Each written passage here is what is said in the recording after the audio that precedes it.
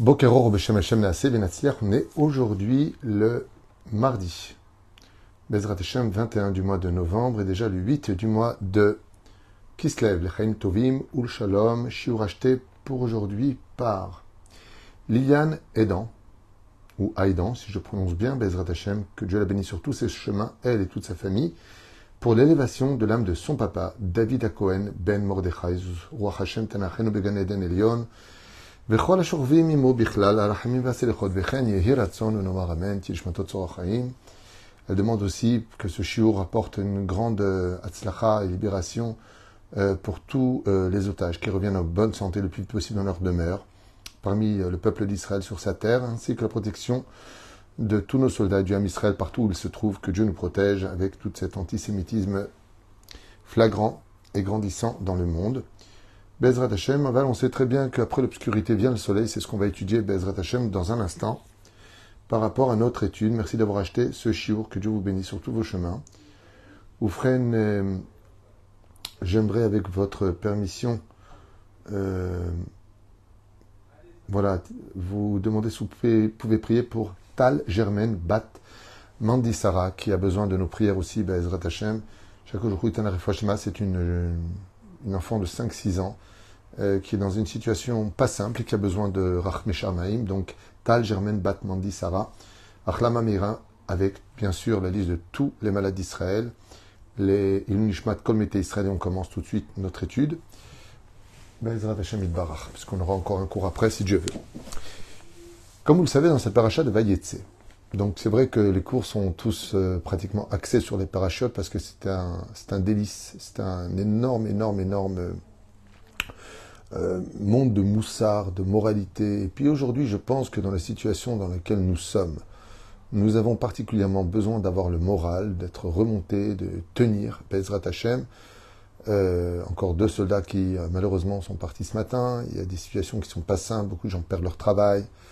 Ce n'est pas qu'une guerre sur le front, ce n'est pas qu'une guerre sur le renouvellement de l'identité d'Israël sur sa terre, c'est aussi une guerre des familles. Il y a encore des gens qui divorcent, des gens qui sont malades, des gens qui tombent dans le désarroi, des gens qui sont en dépression. C'est pas évident. C'est pas évident de tenir face à autant de pression, qu'elle soit économique, familiale, sociale, éducative et autres. C'est pas évident. Donc j'essaie d'axer mes shiurim avec l'aide d'Hachem pour justement être un soutien moral, mental et en même temps, Bezrat Hashem, spirituel, puisque je fais toujours en sorte que mes enseignements, que la Torah que je vous transmets plus exactement, soit aussi un mérite de l'étude de la Torah, puisque nous prenons toutes nos références de la Torah elle-même. Je voudrais aussi en profiter pour remercier Jordan pour hier à Natania, où la synagogue était pleine, même en haut il y avait du monde. Bezrat Nashim, on a fait un shiur de 2 heures, et il aurait pu durer à mon avis 3 heures, parce que l'ambiance était vraiment très sympathique. Donc merci à la communauté de Natania où on était hier soir. Dans cette paracha, on sait que Yaakov sort. Il sort sur la demande de sa mère pour fuir son frère Esav qui veut le mettre à mort. Et puis Yaakov sort aussi pour aller trouver une femme sur la demande de son père. Voilà. Puis il sort. Mais ce que constate le Zera Shimshon, puisque nous avons étudié l'enseignement du Zera Shimshon sur ce verset-là, c'est que Yaakov sort quand même blindé. Ça veut dire quoi, il sort blindé? Il sort avec le droit d'aînesse qu'il a vendu, qui a été acheté pour un plat de lentilles, une épée, celle de Mathusalem, une bourse d'argent et d'autres choses que nous dit le Midrash. Donc il sort quand même avec la Bechora. C'est qu'un Bechor, il a une double part. Ok. Il sort quand même avec des promesses de Dieu. Il sort surtout avec la bénédiction de Yitzhak Avinu. Donc quand on voit comment il sort avec tellement d'assurance que rien ne peut lui arriver. Santé, pas du tout. Problème d'argent, pas du tout. Problème de... rien. Et pourtant, la Torah nous dit, Bemakli avarti et Yarden azé. La seule chose que prend Yaakov avec nous, Bassof, c'est qu'il est passé juste avec son bâton. Bamakel azé. C'est où? Bemakli. Il a tout perdu. Il n'a même pas d'habits quelque part. Il a fallu qu'il y fasse le dépouille de ses habits pour qu'un cavalier qui surgit de la nuit tombe, meurt devant lui pour qu'il puisse prendre ses habits. Rien de toutes ces bénédictions ne se sont réalisées. Rien. Rien de ce qui a été promis à Yaakov ne s'est réalisé. Beaucoup de parshanim, de commentateurs, disent pourquoi. Parce que Yaakov les a projetés pour nous, pour la fin des temps. Voilà ce qu'a voulu Akadosh Baruch Hu faire, c'est de donner à Yaakov, et Yaakov il a dit, moi je veux rien. Parce qu'il va arriver un moment dans l'histoire où, dans une obscurité on ne peut plus épaisse, plus que toutes les autres générations, les enfants d'Israël auront besoin de ces bénédictions. Si je les prends maintenant, je vais les épuiser. Donc je les projetterai. Je vais les projeter vers l'avenir et je n'en veux pas. Je vais souffrir ce que j'ai à souffrir, surmonter ce que j'ai à surmonter, car j'ai assez de foi pour le faire. Mais à la fin des temps, Israël aura besoin de toutes ces bénédictions. Donc je les laisse. C'est un des commentateurs.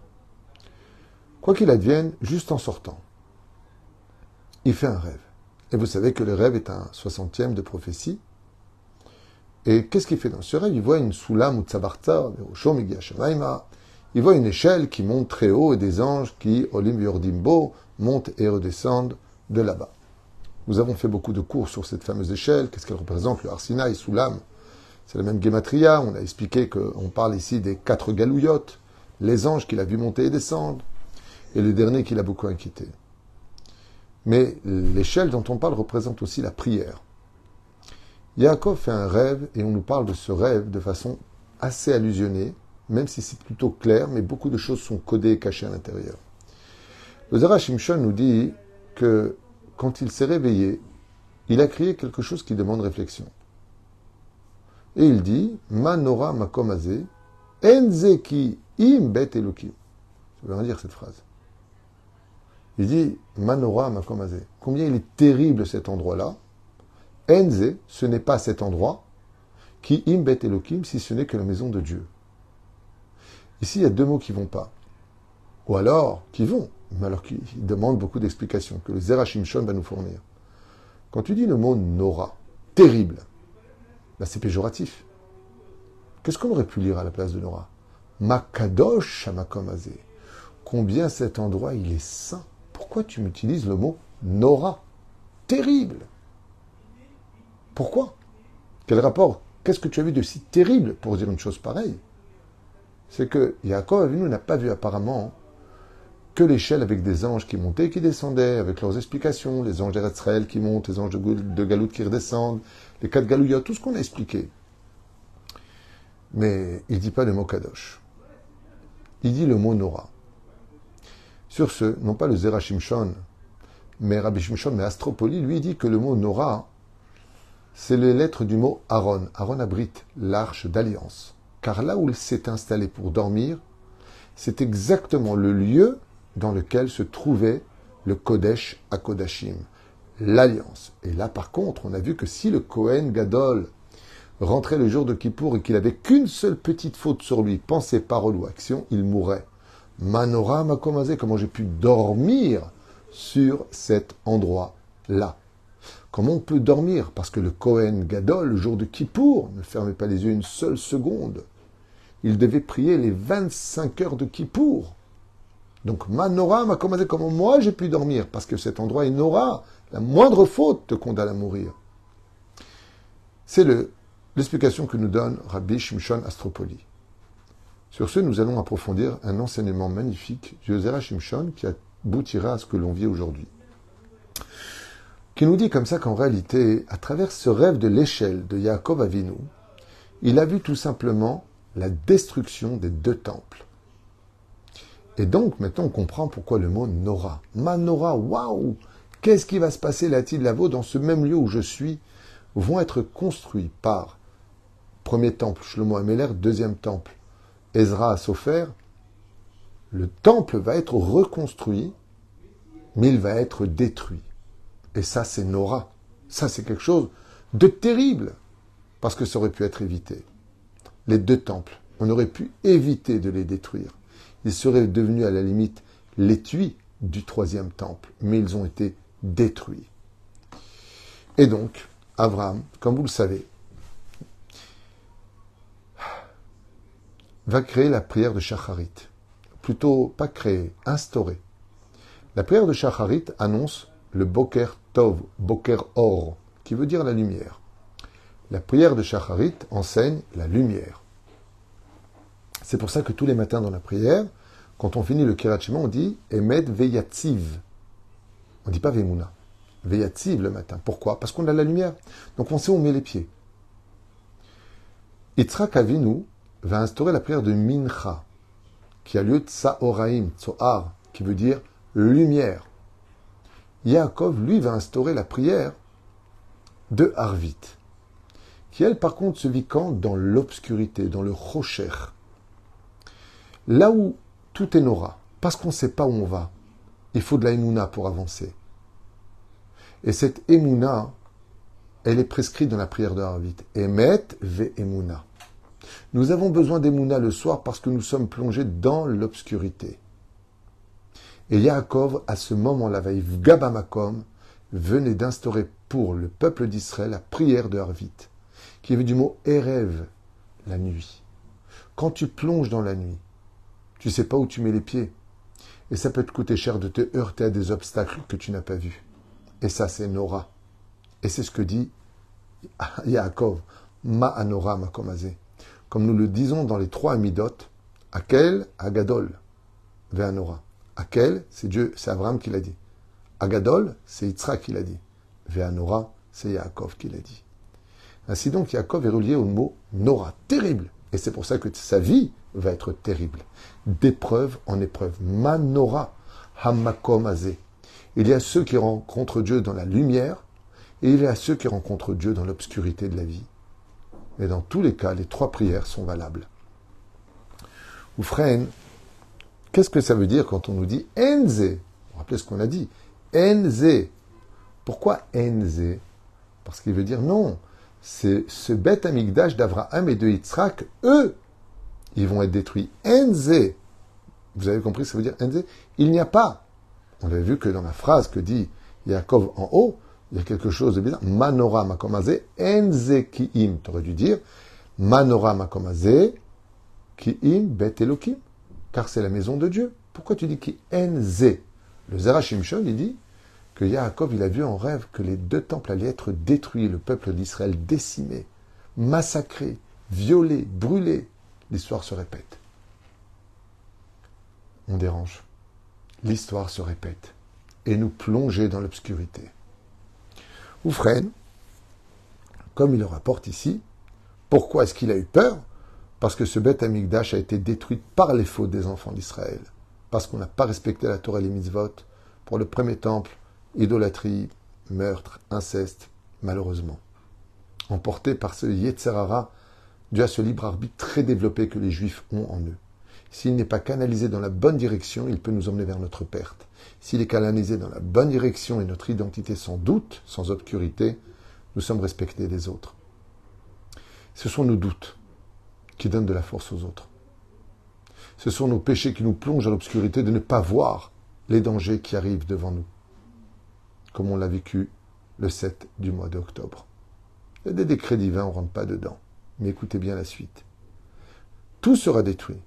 Aval, bet Elokim, comme il dit dans la suite du verset, qui im bet Elokim. Viendra un moment où la justice de Dieu descendra dans le monde, explique le Zera Shimshon. Et ce temple numéro 3 sera construit par Dieu lui-même. Donc c'est la déa de la Gemara qui dit que le Beth Amikdash viendra de Dieu lui-même, et lui ne sera plus jamais détruit. La main. Mais im, comme il dit ici, c'est jusqu'à maintenant, en Beth Amikdash, donc il y a la suite du verset, Ze Sha'ar Shamaim. Car ici se trouve, il n'y a pas de désespoir. Il n'y a pas de Beth Amikdash jusqu'à aujourd'hui, de l'Zera Shimshon. Ça fait 2000 ans, chers amis, qu'il n'y a pas de Beth Amikdash. Mais il y a une chose, c'est que la Shrina n'a jamais bougé du côté de la Maharavi. Toutes les prières que nous faisons d'une synagogue dans n'importe quel pays montent jusqu'à là-bas, Jérusalem, au Beth Amikdash, là où on ne le voit pas. Mais la Shekhinah s'y trouve et elle ne le quitte jamais cet endroit. Donc il dit ici, Zera Shimshon, jusqu'à maintenant, En Bet Amikdash, oui, Aval Ze Sha'ar HaShamayim. Là-bas se trouve encore la porte des cieux, par laquelle la Shekhinah permet à nos prières de monter jusqu'à elle. Pourquoi? Parce qu'on dit que même si toutes les portes ont été fermées, celles des larmes n'ont pas été fermées.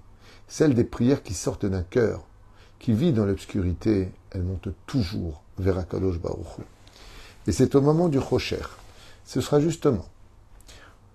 Le Zera Shimshon écrit donc, c'est justement au moment du Rocher, qui est appelé Nora, que viendra le troisième temple. C'est justement dans les moments où on se demande qu'est-ce qui se passe. On ne saura pas où poser nos pieds. On sera détesté de partout, plongé dans l'obscurité, la critique, l'antisémitisme, au point de ne plus savoir si on doit montrer qu'on est juif ou cacher qu'on est juif. Dans la peur, Nora, terrible. La situation est terrible pour les enfants d'Israël. Il dit, c'est ce qu'a dit Yaakov. Man Nora makomazé. Mais comment ça finit? Kim bet Elohim. Viendra le moment où Dieu va faire descendre la lumière dans l'obscurité et réinsérer l'unité et l'identité du peuple dans son judaïsme et sur sa terre. Et c'est vrai que si aujourd'hui il y avait le Beth Amikdash, qui était à sa place, descendu du ciel, aux yeux de tous, personne ne pourrait plus rien dire. Il s'agirait d'un événement surnaturel, miraculeux, mais qui viendrait tamponner la véracité de notre Torah, de notre Dieu, de notre existence. Et étant donné que Dieu serait parmi nous, comme ce fut le cas à l'époque du premier et deuxième temple, tant qu'on était resté fidèle à la Torah et les mitzvot, que les nations du monde venaient aussi apporter leur korbanot à Sukkot. Et c'est pour cela que la Géoula est reliée à Sukkot, puisque les 70 nations apportaient chacun leur korban, pour que de l'autre côté, cette obscurité n'existe que pour qu'on allume la lumière. Car comme vous le savez tous, quand vous rentrez dans une chambre, à quel moment vous allumez la lumière? Quand il fait nuit. Ainsi donc, qu'on n'ait absolument rien à craindre de cette obscurité. Qu'on n'ait rien à craindre de ce qui se passe autour de nous.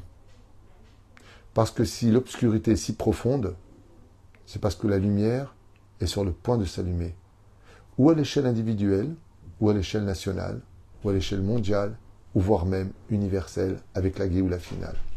Et ça, c'est ce que nous enseigne ici le Zera Shimshon. Car quand on a un renouvellement de la vie, on renouvelle la vie. Il faut d'abord la tuer, cette vie.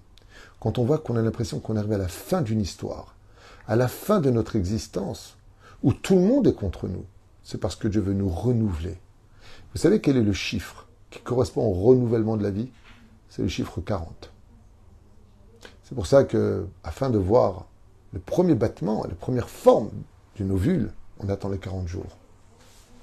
Et cette situation du mot 40, on la retrouve aussi dans une des ségoulottes les plus extraordinaires pour que Béhémet, ta prière ne soit jamais, jamais refoulée. C'est celui qui va prier 40 jours d'affilée sans aucune interruption au kotel. Pour se marier, pour trouver la santé, pour avoir un enfant, pour une parnassa, pour ce qu'il veut. 40 jours au kotel. Une fois, un homme malheureusement défiguré arrive devant le rabbi de Lubavitch, Zecher Tzadik Vekadosh Livracha, Sruto Yigan al Kol Am Israël. Un homme qui a un visage un peu éléphantman. Et il dit au rabbi tant bien que mal, moi aussi je suis un juif et j'aimerais me marier. Le rabbi le regarde avec amour et il lui dit, pourquoi tu viens me voir moi? N'est-ce pas Dieu qui marie les couples? Va en Israël et prie au kotel 40 jours d'affilée et demande à Akadosh Baruch Hu de t'apporter une femme digne de ta neshama. Cet homme prend un billet d'avion et vient à Jérusalem. Et pendant 40 jours, donc je ne sais pas où c'est installé, peut-être chez un ami, peut-être à l'hôtel, je ne connais pas ses moyens, mais en tout cas, il raconte sur une scène, parmi les gens j'y étais, j'étais présent, et je vois cet homme apparaître sur l'estrade, un homme au visage, on ne peut plus déformé. Et au micro, il s'exprime et il raconte cette histoire. Que le rabbi lui a dit, va prier 40 jours, car Dieu est toujours au-dessus du kotel. Et après le 40e jour, il a prié à Kadosh Baruch Hu, où il a fait un shidour. Alors, chers amis, vous me croyez pas, ça ne m'intéresse même pas à la limite. Je n'ai rien à gagner dans ce que je vous raconte. Je ne vous raconte pas ce qu'on m'a raconté, je vous raconte ce que j'ai vu me proposer. Et cet homme dit comme ça, je tiens à remercier le ciel à vous présenter mon fils et mon épouse. Et là arrive une femme, je sais pas d'où elle sort, une femme d'une grande beauté. Elle vient avec un fils, je crois qu'il avait 9 ans, leur enfant, qui passe sur la tête, petite péote. Waouh! Waouh de chez waouh. Et il dit, ça a été le chidour qui m'a été proposé. Quand j'ai vu venir cette femme, qui est tellement belle, j'ai eu honte d'exister. Et il lui a dit, tu sais pourquoi tu as honte? Parce que tu vois en toi du rocher. Moi, je suis en train de voir l'âme de feu qui est en toi. Je vois ton humilité. Je vois que tu étudies la Torah. Je vois que tu crains le ciel. Alors j'accepte d'être ta femme. Ça a été un des mariages les plus choquants de l'histoire. Tout le monde a dansé. Et pour rien au monde, elle dit au micro, je quitterai cet homme.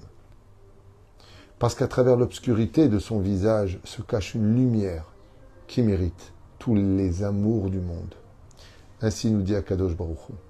Même si d'extérieur, on paraît des fois pas très joli dans notre façon de nous comporter les uns vis-à-vis des autres, qu'on paraît déformé par rapport à l'image parfaite qui anime notre Neshama, la Shekhinah à l'image de cette grande femme qui n'a vu que l'intériorité a été capable de réaviver la lumière dans l'extériorité de leur union.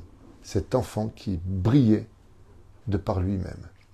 Et c'est exactement ce qu'engendrera notre situation avec la Shekhinah à la fin des temps, parce que Dieu ne nous a jamais abandonnés et ne nous abandonnera jamais. Quand Dieu nous dit « je détournerai ma face de vous » et qu'il se tourne en nous donnant le dos qui vient rôle, c'est parce qu'il regarde dans le miroir où est-ce que nous, on en est. Dieu reflète notre regard. Tu le recherches, il te regarde. Tu veux l'ignorer, il te donne le dos. À la différence, c'est que lui t'observe à travers un miroir pour voir où est-ce que tu es. Pour qu'au moindre problème ou à la moindre chute, il soit toujours là pour te relever. Am Israël se relèvera de toutes ces épreuves et qu'on n'oublie jamais que plus le monde deviendra obscur et plus notre sourire réavivera notre émouna qui allumera la lumière du monde. Shuot Venechamot pour ce premier shiur que je voulais partager avec vous du Zera Shimshon. Et donc cette ségoula de 40 jours au Kotel. Il y en a qui disent qu'on peut même faire ces 40 jours-là dans une Beth Knesset, régulièrement à la même heure, la même prière, 40 jours d'affilée, puisque toutes les prières de toutes les synagogues vont dans la direction de Jérusalem pour être accomplies. Et vous savez pourquoi c'était important d'entendre ce cours? Parce que, à la même époque que Rabbi Nachman, notre maître le Zera Shimshon dit « il n'y a aucun désespoir dans ce monde ». Si tu dis « mais il fait trop sombre », ben allume la lumière. Si tu dis « mais on n'y voit rien », ben tire le rideau. Un tout petit geste de notre part peut faire entrer énormément de lumière pour chasser toute l'obscurité qui nous a aveuglés jusqu'à aujourd'hui. À nous d'agir. Kol Tov et Leitraot.